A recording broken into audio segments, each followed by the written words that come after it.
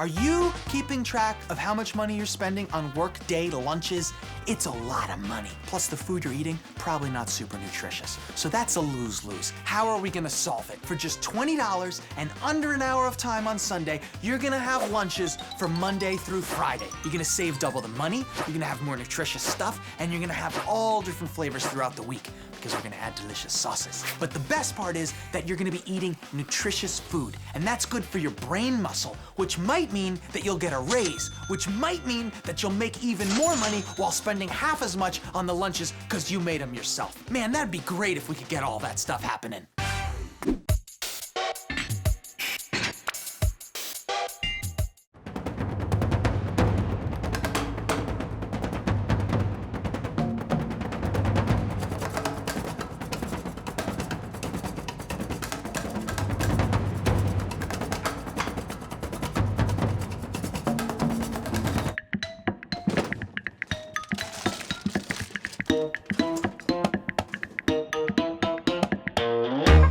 Life can be a struggle, but a good meal doesn't have to be.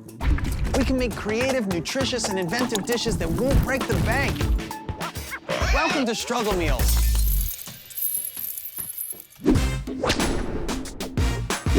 Good sauce can make an otherwise boring lunch something that we look forward to. And when your main ingredients are similar day to day, a sauce is what's gonna give you the variety that you need. After all, variety is the spice of lunches. The basics of sauce are really simple. You start with a foundation, a fat. It could be a peanut butter, an almond butter. It could be an oil, like an olive oil or a vegetable oil. Or it could be something as simple as a yogurt. On top of that, acid. So lemon or lime. Any kind of vinegar. There are so many varieties. Just make it acidic. To balance out that acidicness, you need something sweet. With a pinch of sugar, maybe some honey, maybe some maple syrup. Just use your taste buds. Top it off with some flavor. So think fresh or dried herbs. Think crushed red pepper. Think garlic. Think ginger. Think some minced up shallots. Make it your own. Add a pinch of salt, give it a taste.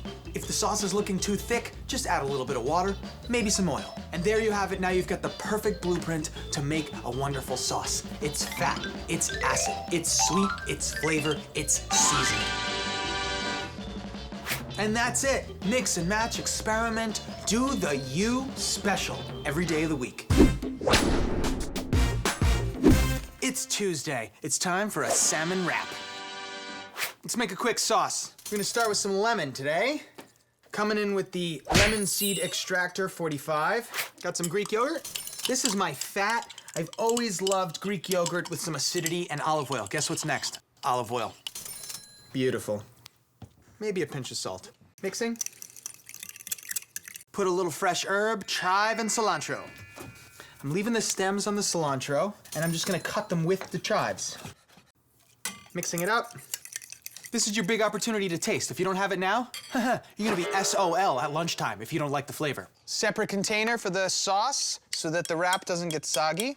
Okay, you could go completely raw with your tortilla, or you could give it a little bit of fire love, just like 15 seconds. I'm convinced that lots of little things equal up to something tasting a million times better. It's not about one ingredient, it's about the whole picture. Look at how much nicer that looks. We're gonna go salmon, we're gonna go lettuce, we're gonna put a little tomato and some avocado. The question is, what do I wanna do first? Let's start with the least messy thing. That's gonna be the lettuce. Did you hear how crunchy that was when I was cutting it? It maintained its freshness because I didn't decimate it on Sunday night. Let's come in with our salmon. Some of you might be asking yourselves, salmon 2 days in a row? I mean, there's a method to the madness here. The reason we're having salmon on Monday and Tuesday is because it's much more perishable than chicken. So you gotta get it out of the way. A little bit of tomato. Avocado time. Doing the twist, getting the pit. I'm only gonna use half an avocado today. So here's a trick for saving it. I know you all wanna know. When avocados turn brown, it's because they're oxidizing. Listen to the word, oxygen. How do you prevent oxygen? By drowning. Put your avocado face down and you add a little bit of water. You're preventing the oxygen from touching this flesh. You've created an anti-oxygen barrier. This will hold beautifully in the fridge. Coming along, very nice. Avocado on top, something like that. This needs a little bit of salt for sure. Now, the hardest part of lunch assembly. Coming in top, coming up bottom, coming over the side. Hey, hey, hey. This is holding together really, really nicely. So we've got our wrap fold side down. It's holding together beautifully. And then I've got my yogurt citrus olive oil dressing on the side so that it doesn't get soggy. I'm all ready for work. I gotta go. I got a submarine to catch.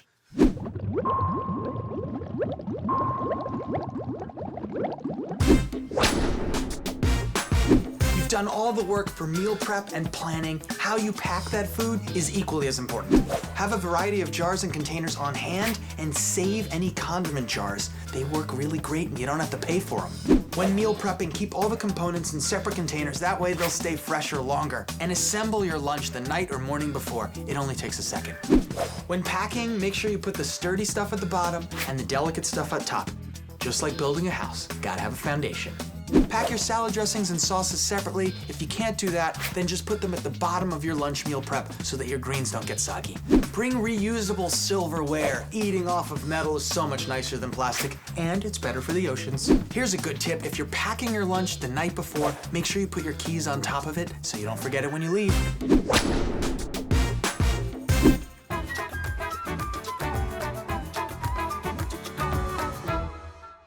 It's hump day, and today I'm gonna have a jar of noodles. It's very important that you get a wide mouth here because this is also your eating vessel. You've all had the styrofoam cup with the powdered bag. This tastes so much better, and it's only a tiny bit more expensive, but still cheaper than if you didn't do anything for yourself and you ate out at a restaurant for lunchtime. So I've got a piece of my chicken here. This is just salt and pepper chicken with garlic and onion powder. So the chicken's going in the bottom. I'm gonna go with the next sturdiest thing. That's cabbage. I think I'm gonna run my knife through it just one more time. But I want to assemble with like the most moist things at the bottom and the most delicate things at the top. Come in with a little shredded carrot and some red bell peppers. Come in with a thin vermicelli noodle. Very, very important that you use an ultra thin noodle because we're just pouring hot water over top. And if this is like a regular pasta or an udon or something like that, you're gonna be eating a raw noodle. So the noodles aren't going to cook because all the wet ingredients are below, and we can cover the top with some fresh herbs. Why not? Thinking cilantro and chive once again. Love my herb garden. It brings me so much savings and so much flavor. I'm just going through a few times, and the second I pour my hot water over top at work, it's almost gonna be like tea, steeping these flavors in from the top down. Top on. We've got all the ingredients for a delicious noodle lunch, but hot water ain't gonna be a very delicious broth. So let's make a flavor bomb. This is going to be concentrated flavor that when diluted with hot water becomes delicious broth. Start with clove of garlic, a little bit of ginger. Now, where can we get maximum flavor for minimum cost? The packet drawer. Sriracha, soy sauce. Getting beautiful salty umami. Getting some hot flavor, more salt. Got some white miso paste.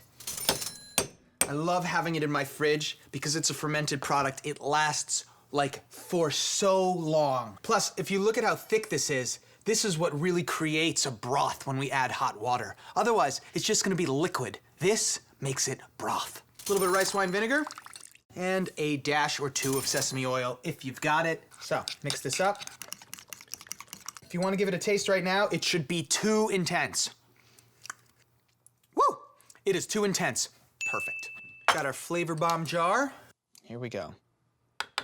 And then with just a few minutes work every morning, I've got a lunch that blows everyone else's away in flavor, price, and nutrition. So let's close our flavor bomb up. We've got our noodles, we've got our chicken, we've got our vegetables, and we've got our flavor bomb. But there's a missing ingredient, the hot water. That's what brings the whole thing together. Obviously, you could bring hot water in a thermos to work or school. That works great. But there are other options. You could heat up water in a coffee mug in a microwave. You could use a tea kettle. And as a last resort, you could just use really, really hot sink water. You're gonna find a way. I have faith in you. Now I've got to go catch that slowly moving box train that's slowly moving through an open field.